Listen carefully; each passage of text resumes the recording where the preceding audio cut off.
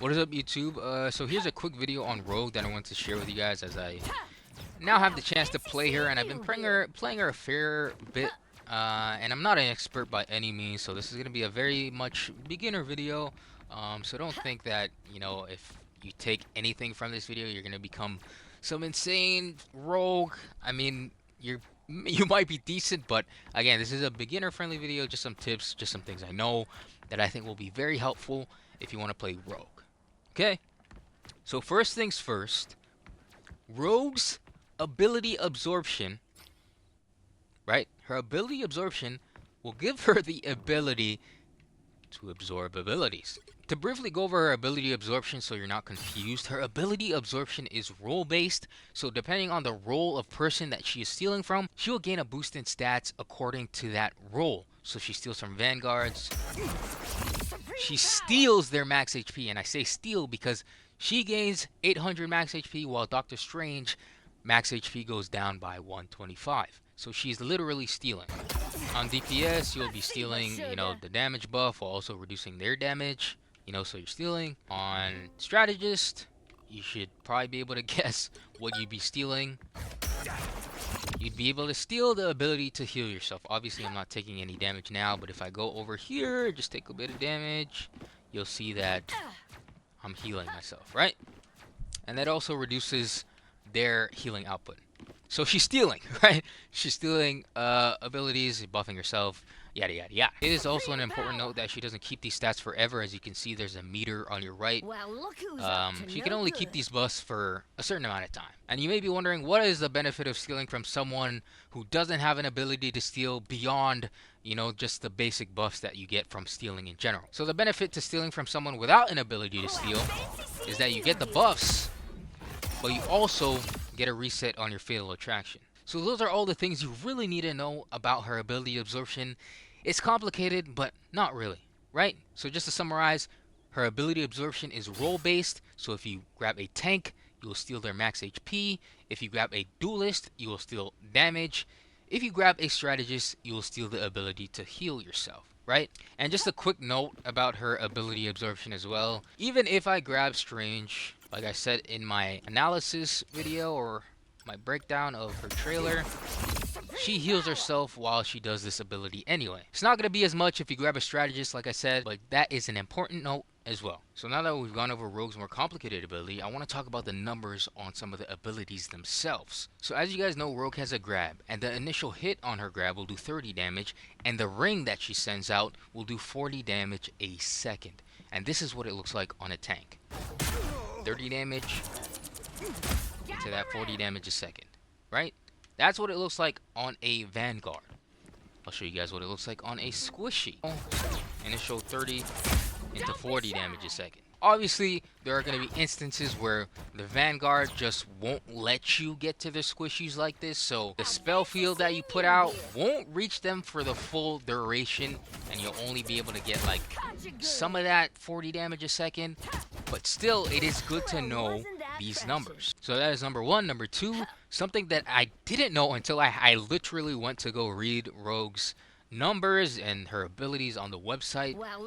Her kick does 60 damage per hit, and it pierces, which I also did not know. I can also go over some of her numbers, like the kick will do like 30, and then the slam down will do 30 as well. But those kicks do 60 and they pierce. So that is very important to know. And just to touch on her cooldown cycling, you can use her cooldowns however which way you like them. I'm pretty sure you guys already know that her grab in combo with her kick, is pretty damn good, right? And her block and her dash, they're two, abilities that have to be, put together.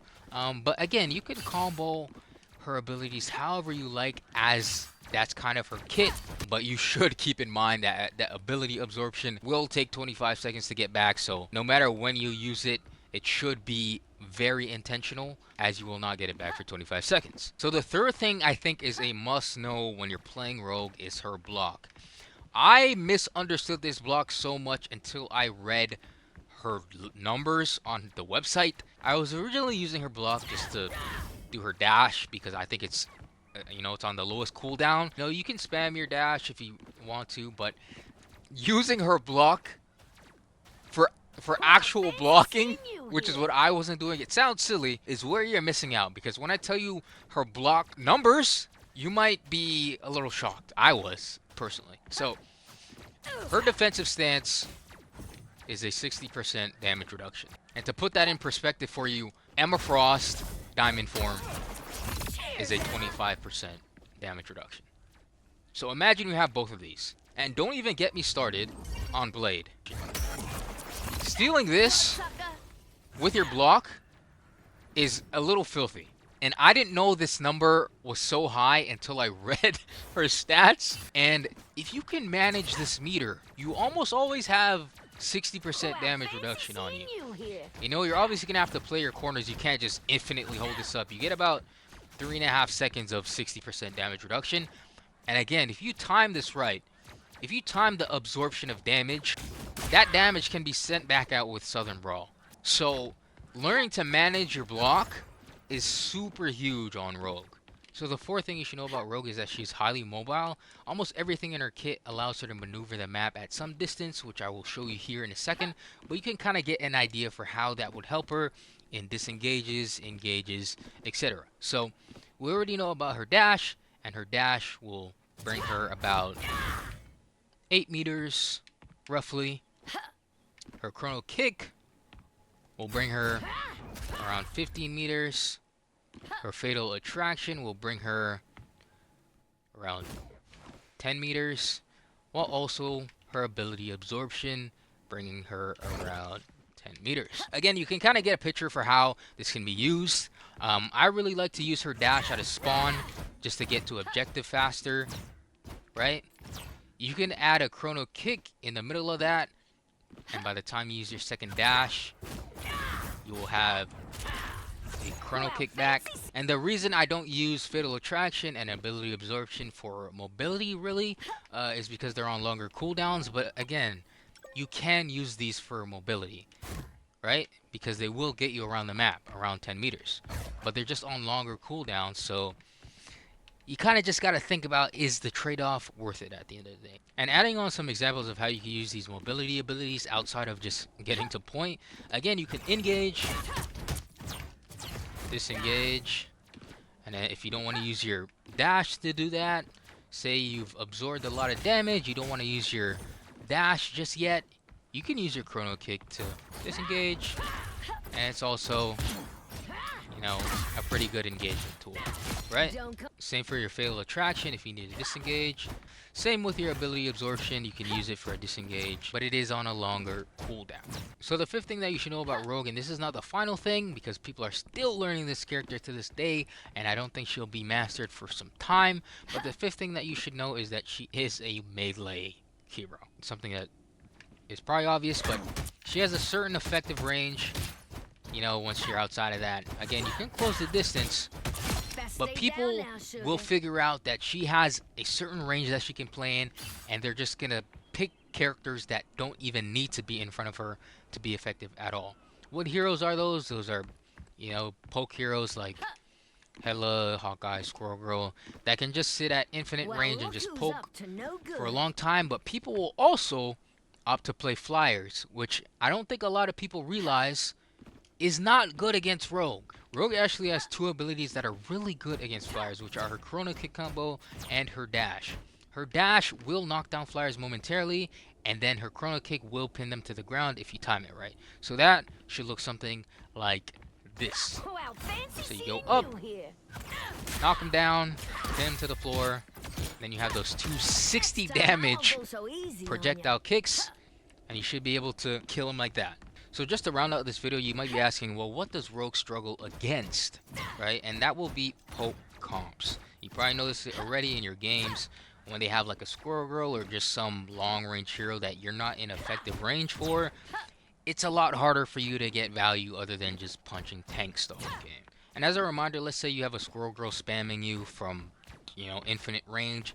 She's gonna charge this up pretty fast, and this dash does area damage. So let's say Squirrel Girl is charging up your block and you have two tanks in front of you. If they're close enough, you should be able to hit them both. But against long-range comps in general, you want to be playing your corners. I mean, this is against any comp in general. You want to be playing your corners when you need to play your corners. So if you can find a way to shut them down while also still doing your job on tank on the front line, that would be ideal. Something that I like to do is I like to play my corners.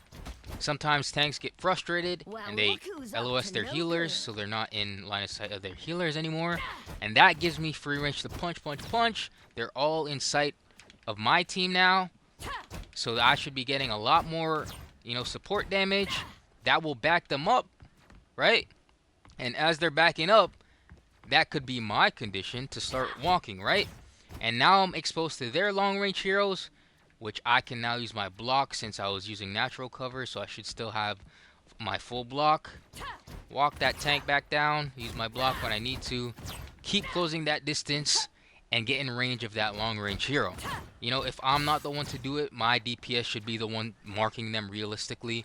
But me being able to close that distance on that tank, walking them back to their supports, should put me in better chances of also helping my DPS out with that long range hero. So yeah, against comps that are super long range, you do need to adjust your playstyle a little bit, but I could make a video on that if you guys want to as I get better on Rogue.